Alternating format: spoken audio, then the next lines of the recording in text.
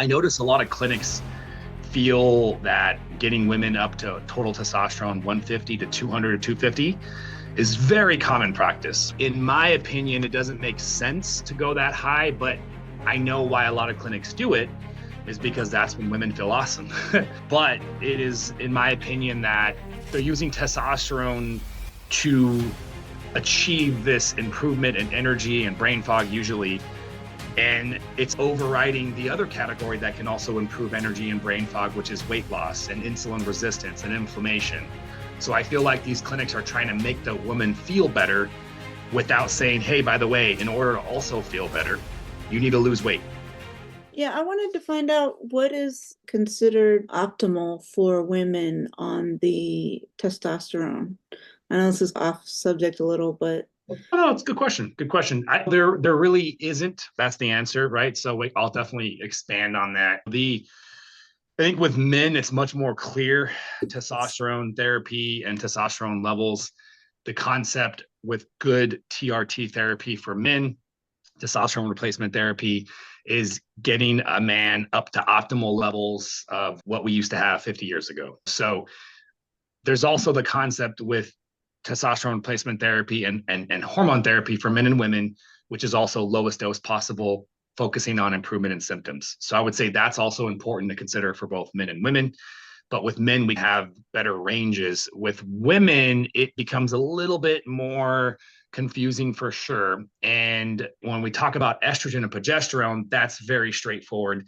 We know exactly what we're doing. Menopause, we know the impacts of menopause and the decrease in estrogen and progesterone. And so we have a target. And we just talked about it recently, how they finally came out and said it's not dangerous for women to replace with bioidentical estrogen and balance it out with progesterone. So the only thing that's up in the air, I would say, at least for me, and I haven't really seen any strong consensus, is TRT for testosterone, specifically for women. I notice a lot of clinics feel that getting women up to total testosterone 150 to 200 or 250 is very common practice, which is unusual to me because the concept of getting men back to the upper ranges of what they used to be at makes perfect sense, which is total levels up to 1400. Men used to get up that high. Women have never really been up to 150 to 250. So I'm not exactly sure why doctors, really prominent TRT specialists, some of them think that's okay. So in my opinion, it doesn't make sense to go that high, but I know why a lot of clinics do it is because that's when women feel awesome. But it is, in my opinion, that they're using testosterone to achieve this improvement in energy and brain fog usually. And it's overriding the other category that can also improve energy and brain fog, which is weight loss and insulin resistance and inflammation. So I feel like these clinics are trying to make the woman feel better without saying, hey, by the way, in order to also feel better, you need to lose weight and you need to fix insulin resistance. And so they're just trying to override that, get the product. I think the business model is driving that. Maybe we're going to find out that it's safe for women to have levels that high. I don't know, but I always err on the side of caution. And so I feel like I've seen 100 total testosterone, 100 to 150 can get women feeling really awesome if they also address inflammation and insulin resistance from being overweight. So otherwise, 100, 150 won't make them feel as awesome as 200, 250 would. Does that make sense, Carol? yeah, because mine came back, I want to say it's 26, around 26. So would you consider that to be pretty low then, and that maybe, or Not necessarily. Yeah, I would say that it comes down to symptomology. And so let's expand on this. So here are the symptoms of low/suboptimal testosterone. So we got energy and brain fog, which we know crosses over into a lot of other things like thyroid.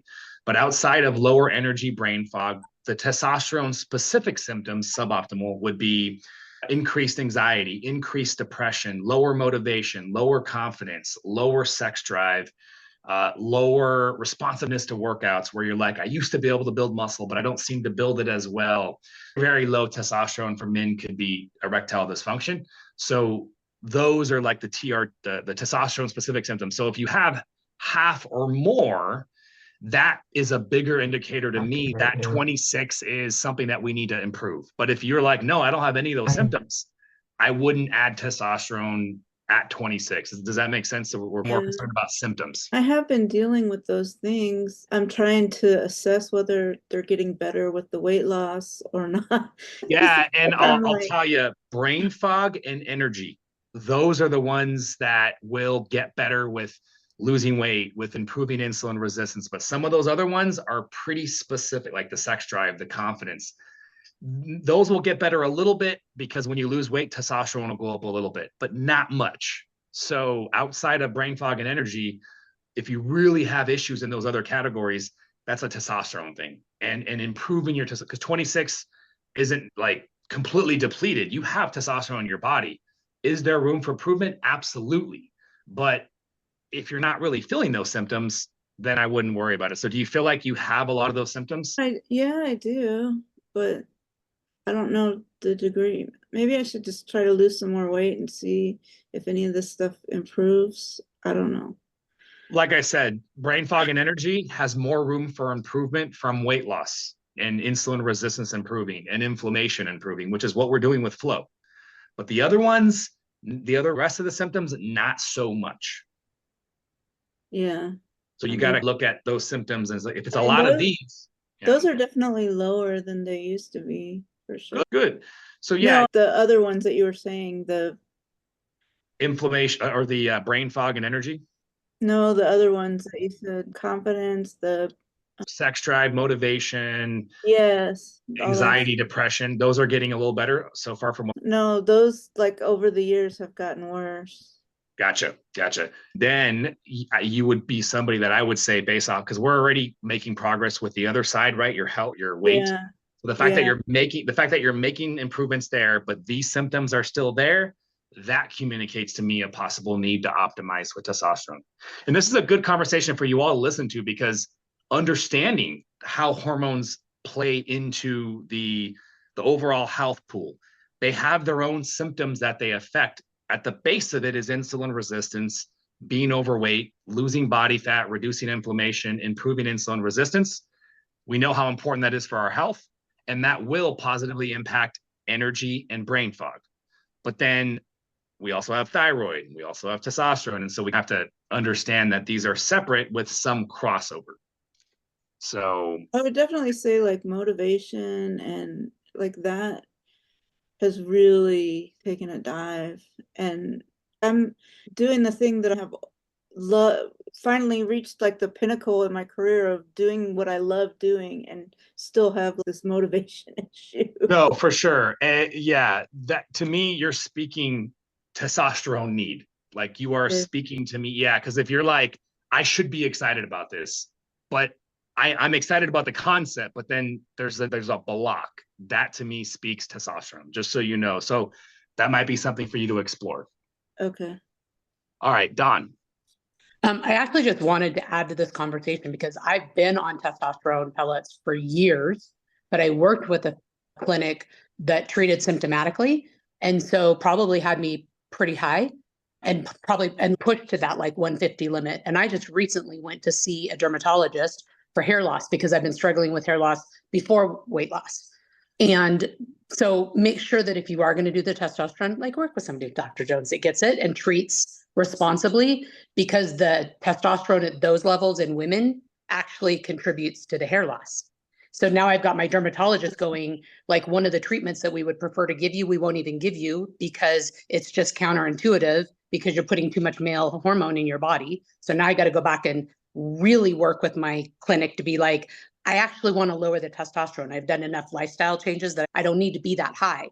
And when I went in last time and told her I wanted to lower, she was like, I am lowering because your doses are lower, but she didn't lower as much as I wanted to. So now I'm in this battle with the clinician that I'm like, no, like I really want to lower my testosterone, not to what you want me to be, but I don't need to be at 100, I don't think. Yeah. So I took the test I took was through your clinic. So, and I just got the testosterone piece of it back. So Good. I just need for them to contact me back to talk about it and see what we need to do. Yeah, Ceci, if you want to make sure Carol gets on a consult to discuss a little bit more about the therapy so she can decide what she wants to do. Yes. Awesome. Okay. So I saw a couple chats come in, even with the lack of other hormones for women like low estrogen, low progesterone. If TRT, two other hormones need to be balanced based on each other's targets. I'm not sure I'm understanding that question, Anna. Do you want to elaborate for me where you were at? What Dawn was saying, that even though a doctor might feel that a certain level of testosterone is ideal for a person, but you have to balance it with the estrogen and with the progesterone to the equivalent balances. Because Dawn, when I was on TRT and I got overdosed because my estrogen level and my progesterone levels and my the stress hormone, cortisol levels were so off balance that when they started to give me testosterone after not having menopause symptoms or bleeding for years, I had uncontrollable bleeding and hair loss where literally my hair would just fall out. My skin got worse. But most importantly, I couldn't stop bleeding for 6 months, no stop. And nobody could control it because they'd already started something that my body couldn't handle because the other hormones weren't at their maximum levels or at the balance levels that the TRT. So now I'm cautious whenever anybody says you got to do again some kind of hormone treatment, because I'm scared that they're not going to be the right dials to each other so that there really is a balance. For sure, for sure. Hormone therapy is not ubiquitous, obviously. Western medicine, it's a whole different beast. They don't really do hormone therapy the way that it needs to be done. And so in the holistic space, you look at hormone therapy, for men, it's much easier. Men always, I feel like I say that a lot, right? So for hormones and fasting, it's easier to get a man. He's got a much wider range. It's hard to mess up. It's you're throwing a dart at a really big target for a man. When anywhere you land, he's going to get better. But for a woman, it's a much smaller target. And so I have women's health practitioners that work really well with both. But I would say that some of the takeaways from this, and then we'll move on, would be that it is, for optimal health, important to get these hormones optimized. But you also you're not chasing a number on a lab. You're looking at symptoms. And unless the symptoms are speaking, hey, there's room for improvement, you don't even bother with it. If the symptoms are there, then you start the journey, understanding that as a woman, it's a smaller target. And so even the good practitioners, even my practitioner, sometimes we throw the dart and it's off. There's no permanent damage. There's nothing. Like the worst side effect for a woman might be some hair loss short term, or maybe a little bit of increased body hair growth, which I know is annoying, but we fix it and then it gets better. Just keep that in mind. But like with what Carol was saying, to me, that's huge. For her and her journey, she still got more weight to lose. Just imagine, Carol, having more motivation.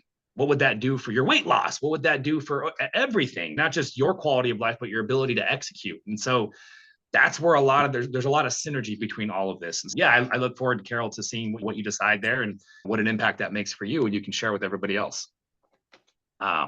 Okay.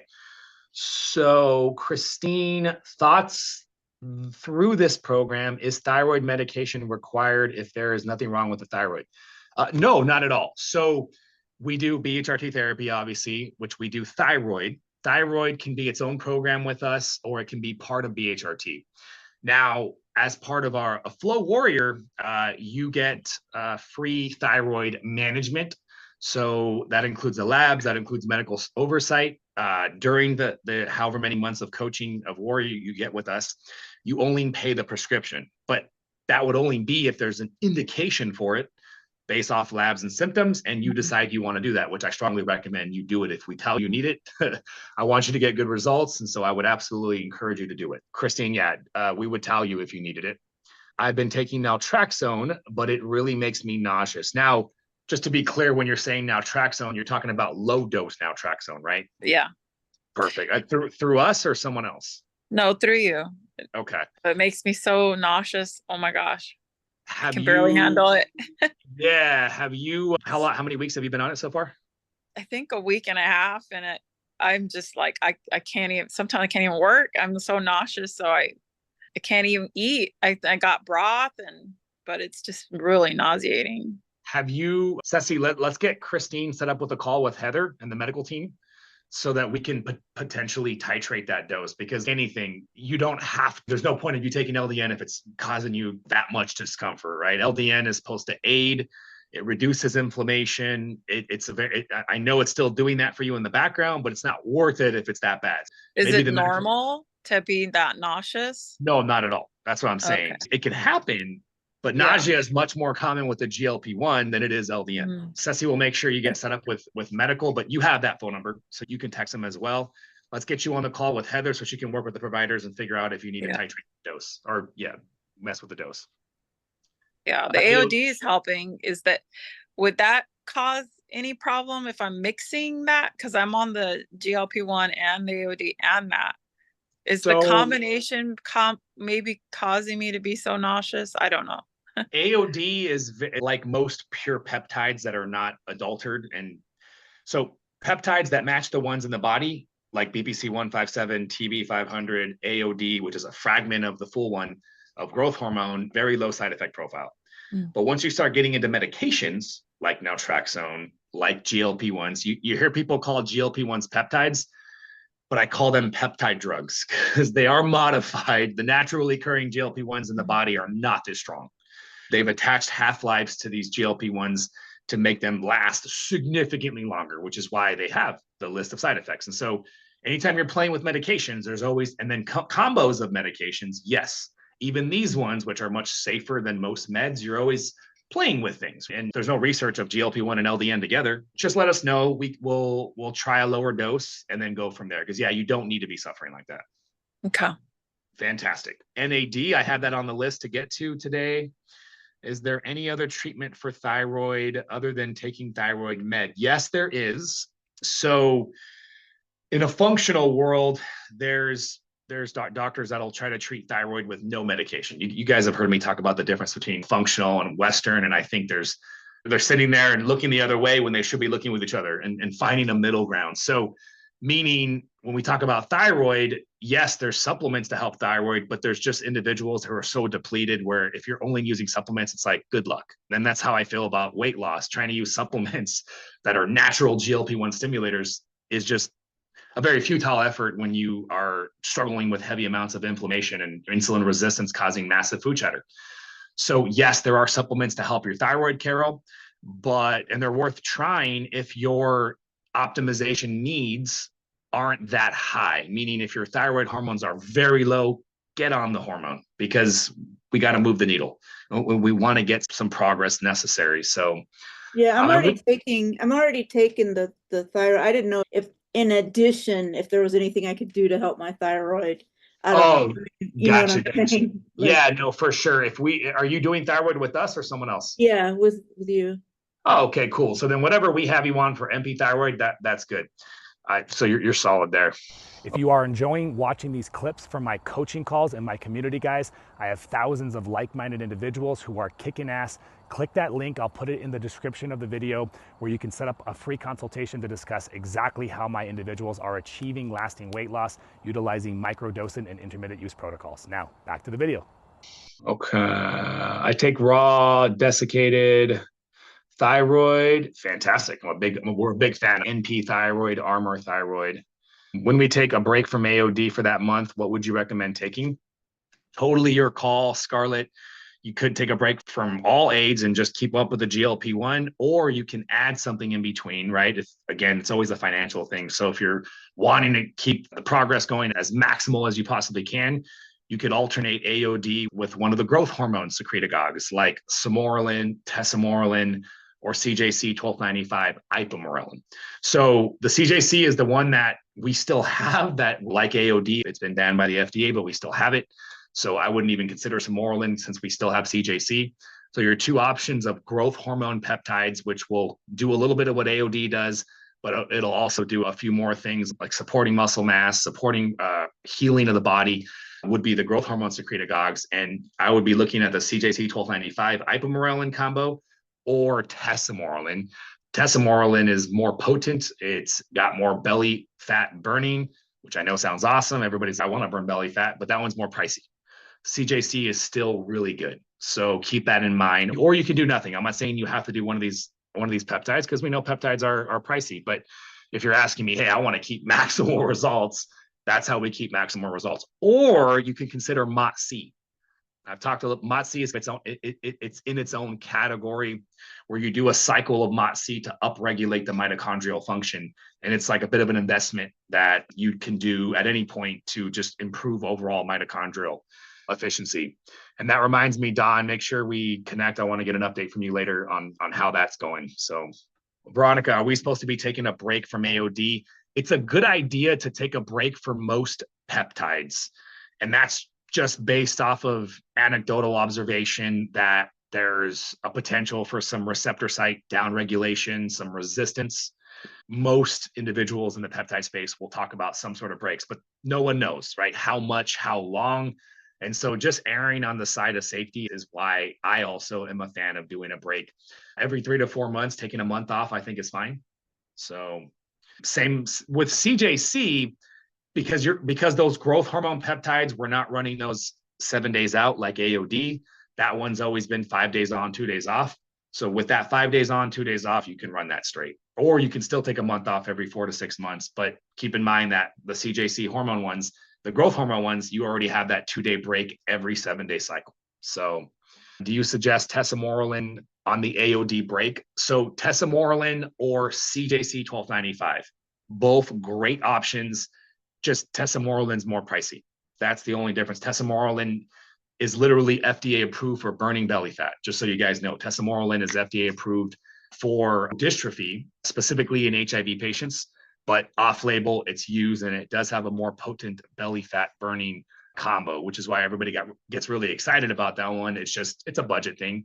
You can still burn belly fat with FLOA, with the fasting, with the CJC 1295. It's just tesamorelin's more potent. 1 milligram is the usual dose for the tesamorelin, and same approach. They're single injection vials. I think we just hooked up with a company that now can do them in a larger vial, but it's 1 milligram. And obviously, if you get them from us guys, we would give you all the dosing protocols and all that. All right. The difference between tesamorelin and samorelin, just that. So tesamorelin and samorelin are both in the same category, what we call growth hormone secretagogues. And they're both FDA approved, actually, which is interesting. So samorelin is FDA approved for growth hormone deficiencies in both children and adults. So that's the go-to for general growth hormone deficiencies. And then tesamorelin is specifically FDA approved for lipodystrophy in HIV patients. So we're talking off-label usage for both of these peptides. Samorelin, though, right now, while we still have the CJC, that CJC is better. So samorelin is there, but I would tell you guys, because for the same price, you can get CJC, which is better. And then tesamorelin's even better out of those three. Do you still recommend AOD over tesamorelin? As a starter peptide, these are great questions for you guys to understand these peptides. As a starter peptide, I'm always going to gravitate towards AOD, at least while we have it, as your starter peptide, because I'm not concerned with the need of everything else that growth hormone does when we want to focus on dropping fat. So that's always going to be my starter peptide to pair with a GLP-1. And then over time is when we can start looking at our options. CJC is better because for the same price, it causes a stronger growth hormone pulse.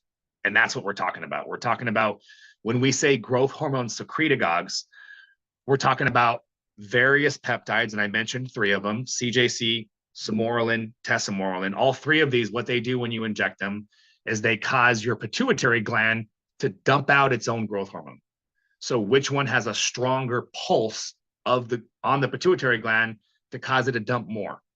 And tesamorelin's the strongest, then the CJC, then the samorelin.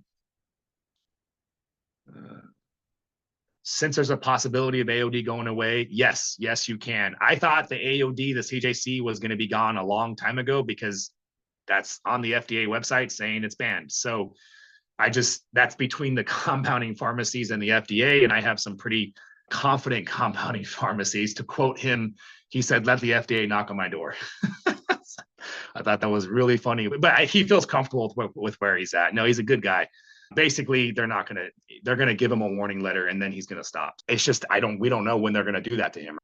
It's who knows how that works. I just imagine I'd love to walk into the FDA and see what that whole organization looks like. It's probably a lot more, what's the nicest way to put it? It's probably not what we expect. What it should be versus what it is. I'll just say that.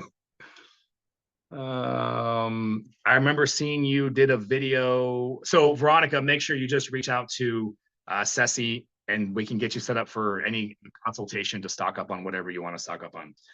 I remember seeing you did a video about a new GLP-1 that doesn't cause as much muscle mass loss. Is it out on the market yet?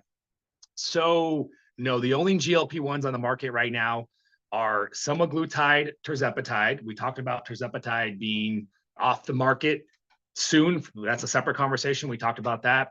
Retatrutide. Retatrutide, you can get it from some clinics right now, which kind of is really interesting. I was shocked because I know you can get retatrutide from black market, from research companies for the past couple months, but I was just recently caught wind of clinics prescribing that, which that changes things. Once I learned about that, which was literally, I think, a week or two ago, I'm actively researching that right now. My initial concern with retatrutide. So let's take a step back and talk about what retatrutide is, because you guys are probably going to see more and more about it. So retatrutide is the triple agonist. So you have semaglutide, which is your single agonist. It hits the GLP-1 receptors. You have tirzepatide, which is a dual agonist. It hits the GLP-1 and it hits the GIP. And then you have retatrutide, which I think is really cool, right? As the science advances, they're making it better and better, and they're trying to make it more tolerable. Like that's the goal, but it doesn't mean more time means everyone's going to be better. It's going to be like this. Even sometimes they might make one that's worse. So just, that's why I'm not running and saying, let's get on it right away. But the fact that doctors are feeling comfortable prescribing it just automatically, without me doing research, already tells me, okay, it must be safer than I realized. That's where I'm going with this. But so retatrutide hits the GLP, the GIP, and the glucagon. So instead of hitting a receptor, what it's doing is it's lowering glucagon levels, which is actually what metformin does. That's all metformin does, though. So it's interesting. So the data that I've seen so far looks really good. Retatrutide might even be better than tirzepatide. Safety, it looks about the same. Side effect profile looks about the same, but I think the concept would make sense why it's even better than tirzepatide. Like I said, I'm still haven't pulled the trigger on saying we're going to offer it. My doctors, my clinicians that I have on staff are doing their research as well, because they're the ones that are prescribing. So we will let you know if we decide to start offering retatrutide. But you guys know the reason why it's not that big of a deal is because we're doing FLOA, and we're not so heavily dependent upon the medication. That's why I'm like, okay, great. It's not a huge deal for us. I've never had an issue with needing more GLP-1. For you guys, that's not an issue because we're doing so many other categories of stuff. So Scarlett, I started doing laps 1 hour, 3 times a week, swimming with paddles and small fins. Here's my swimming's great. But like I always say, it's not going to be the ultimate replacement for weight training, but it's absolutely better than walking. And it's a good high intensity cardio. And if that's all we can do, that's all we can do. I'll take that as a starter for your program. I would love to see you work into getting some solid resistance training, just because of the importance of really supporting muscle mass as much as we possibly can. Okay, so somebody was asking some questions about collagen. You mentioned whey protein over collagen. Can we elaborate on that? So yeah, I thought it's been a while since I talked about all 3 protein powders. So let's go ahead and talk about whey protein versus plant protein. Actually, we'll do whey versus collagen versus plant. So the concept of protein is that protein contains amino acids.